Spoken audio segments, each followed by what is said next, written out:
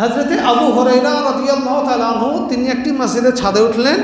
ছাদে ওঠার পর তিনি ওযু করলেন। ওযু করার পর ওই সাহাবী হযরতে নুআইম মুজমির রাহমাতুল্লাহ আলাইহি ওনার সামনে বলছেন কি, যে আমি হুজুর সাল্লাল্লাহু আলাইহি ওয়াসাল্লামের কে ইরশাদ করতে শুনেছি, মানে বলতে শুনেছি কি, যে কিয়ামতের দিন, মহা কষ্টের দিন, হাসরের দিনে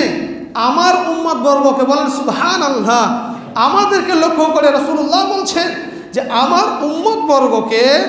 কি করে ওযুর প্রভাবে, মানে এমনভাবে ডাকা হবে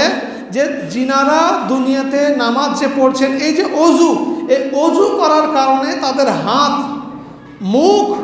যে সমস্ত জায়গা অজুর জায়গা ধৌত করতে হয়, এগুলো উজ্জ্বল চকচকে লাইটের মতো আলো দিতে থাকবে, বলেন সুবহানাল্লাহ। মানে যে জায়গাগুলো অজু করার সময় আমরা ধৌত করি, এই জায়গাগুলো কিয়ামতের দিন লাইটের মতো জ্বলতে থাকবে, আলো দিতে থাকবে, আর তিনাদেরকে